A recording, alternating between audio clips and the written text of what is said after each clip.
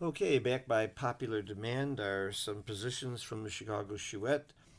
Saturday, February 18th. It was a beautiful day in Chicago. We almost played outside, but it wasn't quite warm enough, so we were inside at Starbucks where the coffee is great. And we have a rule that anybody who gets up 10 points, and we play for quarters, anybody who gets up 10 points has to buy drinks for everybody. So it was really good to be able to buy drinks and get drinks, and it goes back and forth. We have a lot of fun. We make lots of bets, have lots of arguments, we take lots of pictures. Here are 8 positions that I think are the most interesting, where we either had bets or people made some big errors or we had big problems with them. All money games. This is an initial cube action. Red is on roll. Should red double and should blue take or pass? I will tell you that you should pause the video if you want more time, because I'm going to do this quickly for those who like to go fast. I'll give you a couple seconds though. Do you think you should double if you're red? Do you think you should take or pass if you're blue?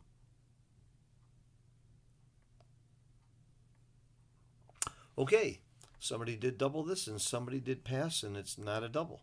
It's actually a blunder to double, and it's a huge, huge take. I think it's a point 0.5 or point 0.4 error to pass this cube. Blue's just way up in the race, and red's got lots of work to do. The race is really key.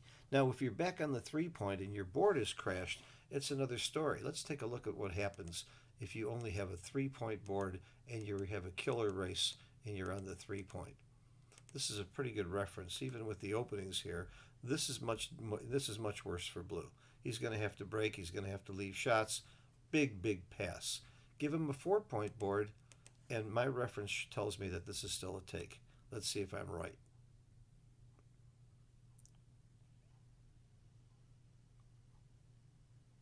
Yeah, very, very small take with the 4 point board. So the strength of the board, and uh, in this case, if blue gets hit loose and hits back with a 4 point board, he's still got some game. So believe it or not, this it makes the difference. This is a pretty good reference for me, and I hope it is for you now too.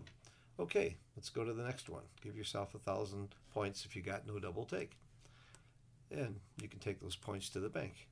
Okay, here we have another cube action problem. Most of our big arguments are on cubes because that's where the money is in a money game in a chouette. This is red on roll cube action. If should red double, and if red doubles, should blue take or pass?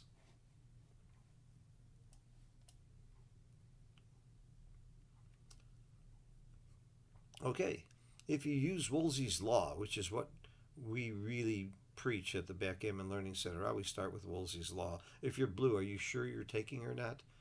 At least you should have some doubt. If you have any doubt at all, then for sure it's a double. And this is a huge double, and it's really a small take, not a very big take at all. And I believe, yeah, I think we got a pass out of this one, and I can understand why. This looks very scary and gammonish. I was actually surprised myself to see that there's 35% wins here, but look at the gammons. If red hits loose or hits out here and he doesn't immediately hit back or roll a 4, it's curtains, Myrtle. So I can really understand why somebody would pass this cube. And it wasn't me, by the way. I was the one doubling. And I made some mistakes. It happens. Even I make a mistake or two once in a great while. Okay, this is another cube action. Again, red on roll, but this is recube action. Should red redouble? And if red redoubles, does blue have a take or pass?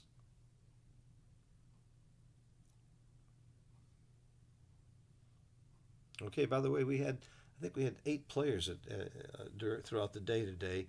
Most of the time we had 6, and we played partners in the box. There was disagreement on this one, but it was passed pretty quickly, and it's a huge take, or a very big take, and it is just a very, very small double. But in the chouette, you should give the 4 cube here, because even if you don't have a cube, you're going to get some passes here. So a pretty big mistake was made here, 0.19 error, dropping this cube. And I might add one of our better players. Okay, so uh, this again, cube action, red on roll. We'll get some checker plays in a second. Red's on roll. Should blue take or pass? Initial cube.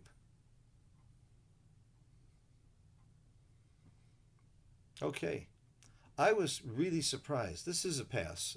That didn't surprise me, but it's just barely a pass. I thought it was a monster pass. But I was one of the ones that took this, thinking we can get an anchor, and we did turn this game around and win. So no mistake goes punished in our chouette. There's no justice and so on and so forth. But we did end up anchoring and winning this game, even though it's a small pass, but it's a huge double. I was really surprised at this. And rollouts, these are the kind of things where maybe a rollout would change it. I don't know. I should take the time to roll this out to be sure, but what difference does it make? It's going to be close either way. Okay, ready to play 5-3. Oh, yes. Yes, I want to bet on this one. I'm not going to say with who. I don't want to embarrass anybody, but I did win a bet on this one. And how would you play a 5-3? Obviously, there's two plays. Bring two checkers down, make the 3 point. What do you think is right? Okay, making the 3 point is correct. You need that landing place. Those inner board points are important. The theory that the fellow who brought two down was, well, he's got a blot in his board. This is probably a good time to clear this point. Clearing this point is not that big a problem. Bringing him in later is going to be a bigger problem. And you got a big clue here that it's right to make the 3 point. Uh, for one thing, because you've got this big stack on your 5 point, and it's just an efficient way to use it. But I thought that was a big reason for it. But you take away that big stack, and it's still going to be right. You need that. You need those inner board points, just for good, safe landing places. This shouldn't be that big a problem to clear. Okay, let's get to the next one, which is another cube action problem. Ah, yes, this is red on roll cube action.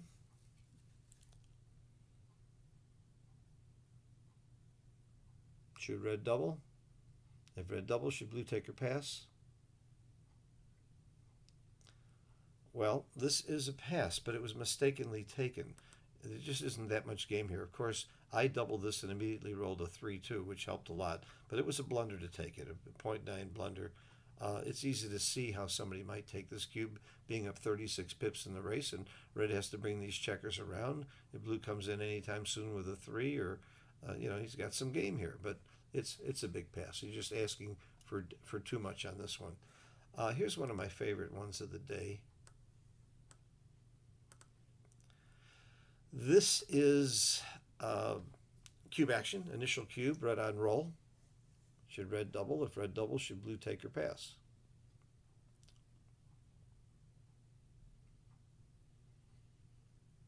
I just love this. I call it Stick's Law. All normal prime versus primes are takes, and this is a normal prime versus prime. Red might not roll a 2 or a 4. If he has to cover with a 3, he opens up. Even if he does roll a 2 or a 4, first of all, how is he going to play a 2? Is he going to cover or is he going to hit? Well, he's going to cover. And if he covers, blue's got counter priming possibilities here, and red can crash. You see a light at the end of the tunnel. This is clearly a take. Is it a double? How do you know when to double positions like this? Well, for prime versus prime, O'Hagan's law works great. If you have a net of 9 market losers, then you have to double. And if you do lose your market here, if you roll a 2-3 hit and cover, or a 2-4 hit and cover, or double 2 hit and cover, you've lost your market by a mile. What if you roll a 6 and a 2, or a 6 and a 4, or you've lost your market by a mile? So you not only have 9 numbers that are really, really good, even numbers like double 6 are good for you if he doesn't roll a 3. You've got a lot of good numbers, and by the way, you can take a look at dice distribution. Really helps you see if you're catching it. Let's take a look at red's rolls.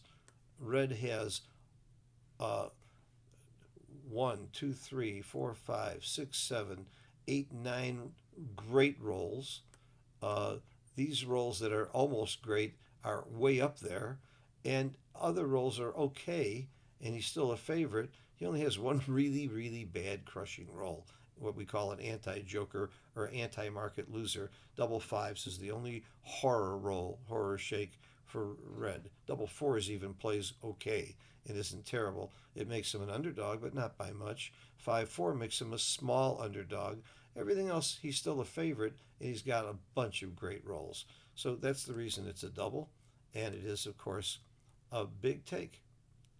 When you think there's a light at the end of the tunnel, when you can see a chance to win, we know that you can win. This is our acid test to see if it's a normal prime versus prime. A normal prime versus prime always wins 30% or more. So if you're winning over 30% and your net gammons aren't that high, they have to be 18% to be a drop if you're winning 30% of the time when your gammon value is 0.5. If you do a gammon adjusted take point, figure it out. That's why normal prime versus primes are takes. The harder part is coming up with the market losers. Well, what happened over the board? I doubled and got a pass. This one, there's no way in hell I pass this cube. But I can understand some people not even doubling it. That happens too, but it's a pretty big blunder not to double. All right, two more. This is, well, first of all, blue has a 5-1 to play here. Blue's holding a 2 cube, and he was right not to redouble. Should he, and red has 3 checkers off. The real question is, how do you play the 5-1? Okay, well, I was on the side that played it wrong. We slotted, and you'll see here that slotting is incorrect. Here's something that I found that was interesting. Slotting the 5 point is only about a 0.035 error. It's not terrible. If you take 2 more checkers off, now slotting becomes right. So it's a function of how many checkers are off and, of course, red's board. Let's give red 5 checkers off and a 3-point board. Let's keep the 5 checkers off. And with a 3-point board, again, you're not slotting. And it's not terrible. Here, where's the slot? Down here. It's not terrible, but it's not right. It's not good. So it's very, very sensitive to the position. Now, let's go on and show you what happens. He had 3 checkers off. And we slotted, and he danced. What's the cube action? Okay. So the answer is we did double, and should he take or pass? Well, but, oh, wait a minute. There's a disagreement here. Some redoubled, and one person didn't redouble, and the player who was taking the cube didn't take the cube. Got a pass. So the guy who didn't redouble had a little egg on his face, but it isn't. He was right, though. He did the right thing by not redoubling. But remember, if you make a mistake and make a 6% error in giving this cube, if you can get passes 20% of the time, it's worth it. So there's a human factor in this thing. But again, we got passes. The most of us are redoubled. And by the way, now he doesn't cover. Let's say he rolls I think it was a 4-1. So what do you do with the 4-1? Oh, by the way, let's keep the cube over here because the guy who was playing it out, it was still there. And by the way, when we slotted so we could double him out. And it wasn't even a redouble. But we made that declaration. We said, okay, let's slot it. If he doesn't hit, we can double him out. And of course, he listened to us, and we doubled him out. Maybe he was influenced by our baloney, but we didn't mean it to be baloney. We really thought we were doubling him out. Now, would we be doubling him out if he had 2 checkers off instead of 3? It's probably a double now with 2 checkers off. Yeah, now it's a big redouble. See how sensitive this is? How do you know this stuff? You really have to study this and make them into reference positions. With 2 checkers off, it's a big double, and it's a take.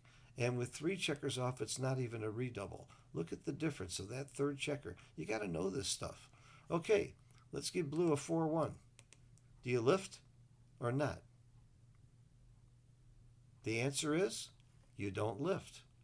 You need that point when he has 3 checkers off. If he had 2 checkers off, you can lift. Watch this.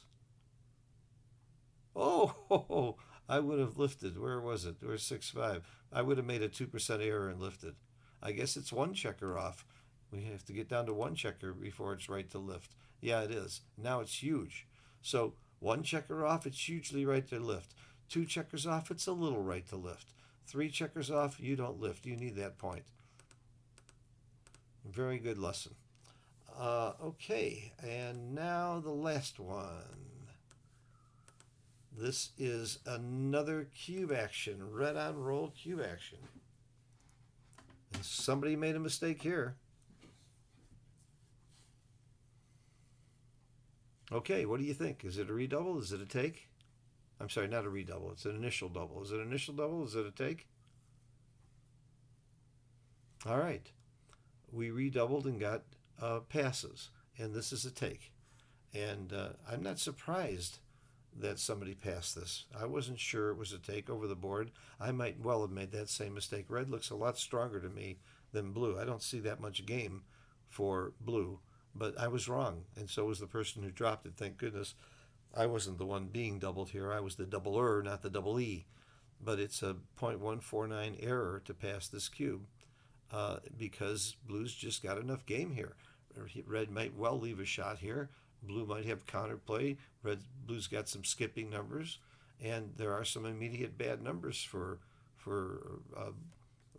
red. As a matter of fact, one of his bad numbers is a 6-1, and we talked about that. How would you play a 6-1? Let's assume the cube has been turned and taken, and now red rolls a 6-1.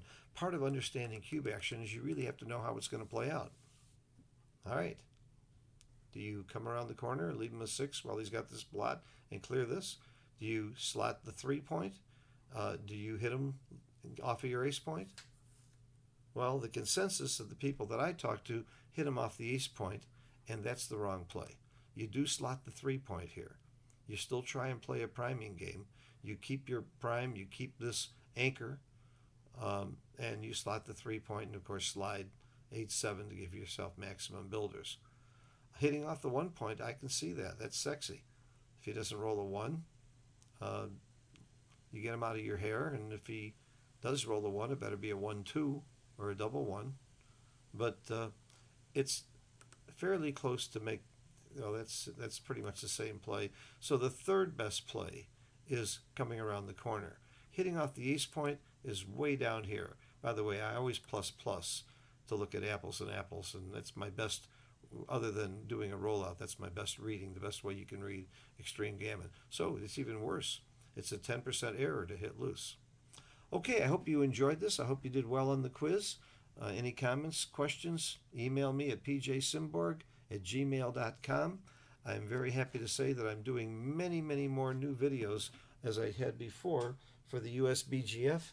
I'm doing beginner videos and I'm doing advanced videos, so I invite you to go to the USBGF if you're not a member. Whether you live in the United States or not, there are tremendous benefits from that organization and discounts. And in addition, I'm posting videos all the time that are very, very interesting with analysis of plays. And I'm going to have guests join me. Steve Sachs is going to do some very interesting positions with me in the next couple of days. And we're going to post that strictly for USBGF members for very advanced players because they're very interesting advanced positions with advanced concepts. So join us soon and subscribe to my channel on YouTube so you'll be alerted every time I have a new video. Hope you enjoy this. Thanks for watching. Bye-bye. Oh, I'll see you in Washington, D.C. Come a day early, and Mochi and I are giving another boot camp. Every boot camp we've given, and we've given 3 in the past, have gotten rave reviews by the people who were in them. It's a great deal for $250. You get 4 hours of intensive training from myself and Mochi, including Mochi's secrets to his tournament preparation and some other things that are very, very spectacular that you won't read in any book or magazine, and get a lot of personal help. So think about Washington, D.C. and boot camp the day before, and for sure come to the tournament, the Cherry Blossom Tournament at the beginning of April. It promises to be an amazing event. See you soon. Bye-bye.